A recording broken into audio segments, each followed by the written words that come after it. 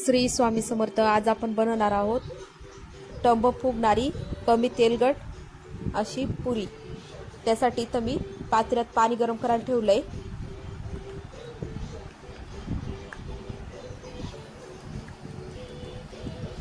अशी पुरी तयार केली तर ती कमी तेलकट होते आणि प्रत्येक पुरी आपली फुगते छान। त्यात मी छोटे 2 चमचे साखर घालून घेतली आहे। साखरेमुळे आपल्या पुरीला छान पिंक कलर येतो आणि चव पण छान लागते पुरीची। आणि आता इथं मी मीठ घालून घेतलंय 1 चमचा। हे माझं दुधाचं पातेलं त्याच्यातून मी पाणी गरम करायला ठेवलंय। आता हे पाणी आपण पूर्णपणे थंड होऊ देऊ। तोवर इथं मी 2 वाटी गव्हाचं पीठ घेतलंय। जे आपण पोळ्यांना वापरतो तेच गव्हाचं पीठ आहे। आता पाणी थंड झाल्यावर आपण हे असं घट्ट भिजून घेणार आहोत। हे सैल भिजायचं, घट्ट भिजायचं म्हणजे पुरीला तेलकटपणा कमी येतो।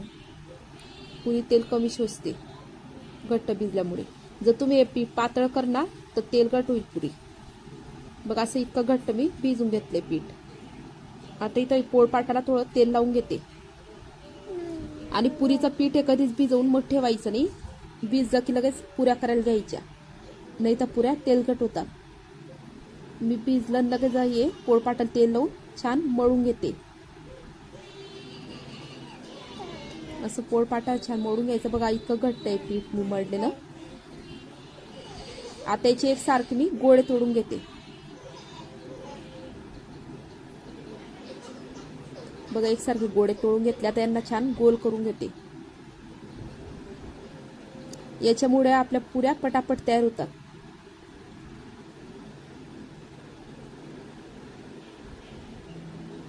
असे सर्व एक एक करून मी सगळ्याचे लाट्या बनवून घेते। बघा अशा सगळ्या लाट्या बनवून ठेवून दिल्या आहे। आता पुऱ्या लाटायला घेते। पुरी जास्त बारीकीने लाटायची, जास्त जाड पण नाही। बघा तेल पण लागलं नाही मला पुरी लावायला आणि पीठ पण लावत नाही। असं मी सगळ्या पुऱ्या एकसारख्या लाटून घेते।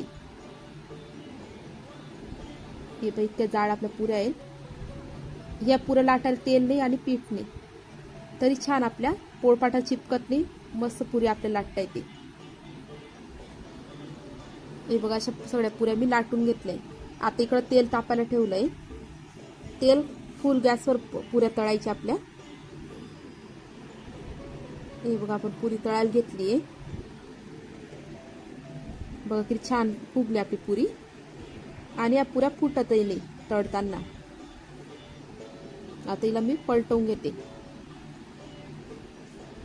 बघा किती छान गुलाबी कलर आलाय पुरीला।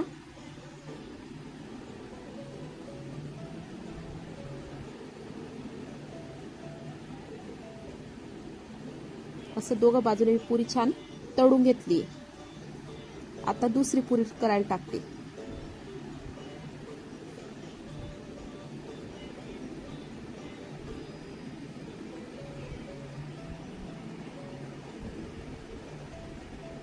बघा दुसरी पुरी पण आपली टम्म फुगली छान। एकदा तुम्ही पुरीची रेसिपी नक्की ट्राय करा। टेस्ट पण मस्त लागते आणि करायला पण सोप्या जातात, फुटत नाही, तेलकट होत नाही। बघा ही तिसरी पुरी पण आपली टम्म फुगलेली आहे।